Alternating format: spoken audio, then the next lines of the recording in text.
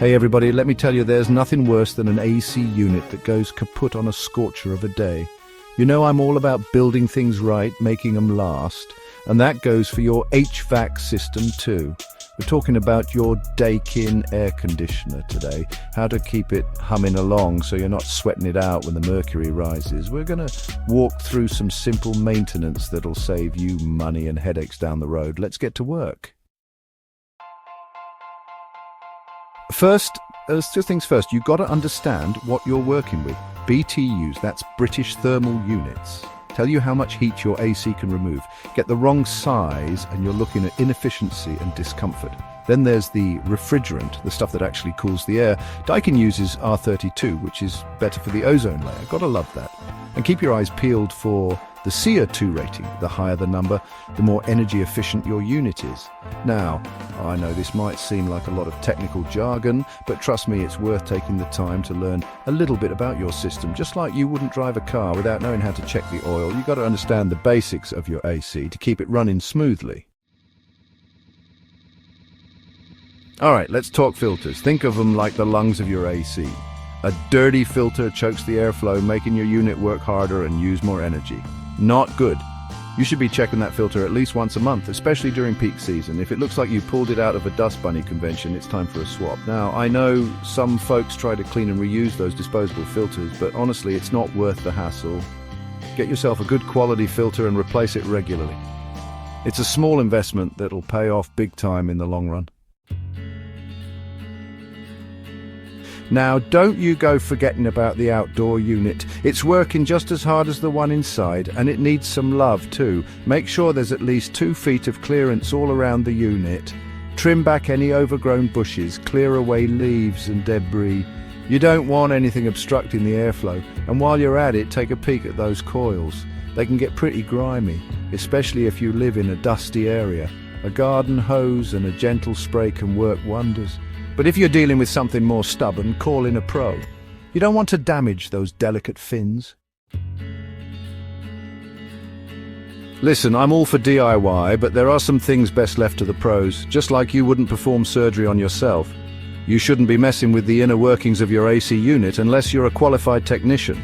Schedule a professional inspection and maintenance appointment at least once a year, preferably in the spring before the cooling season kicks in. A good technician will check for refrigerant leaks, test the electrical components, and make sure everything is in tip-top shape. They'll catch small problems before they turn into big, expensive headaches. Trust me, an ounce of prevention is worth a pound of cure when it comes to your AC. All right, let's talk thermostats. The key here is consistency. Find a comfortable temperature setting and stick with it as much as possible. Constantly cranking the thermostat up and down just makes your unit work harder and wastes energy. If you really want to up your efficiency game, invest in a programmable thermostat. These beauties let you set different temperatures for different times of day, so you're not cool in an empty house. Plus, many of them have smartphone apps so you can adjust the temperature from anywhere. Now, your AC unit can't do all the heavy lifting on its own. You've got to make sure your house is working with it, not against it. Check your windows and doors for any drafts or leaks. Weather stripping and caulk are your best friends here. They'll seal up those gaps and keep the cool air in and the hot air out. And don't forget about insulation. Proper insulation in your attic and walls acts like a barrier, preventing heat from sneaking in during the summer and heat from escaping in the winter. It's a win-win that'll make your AC's job a whole lot easier. Refrigerant is the lifeblood of your AC system, and just like you wouldn't ignore a leaky pipe in your house, you can't ignore a refrigerant leak.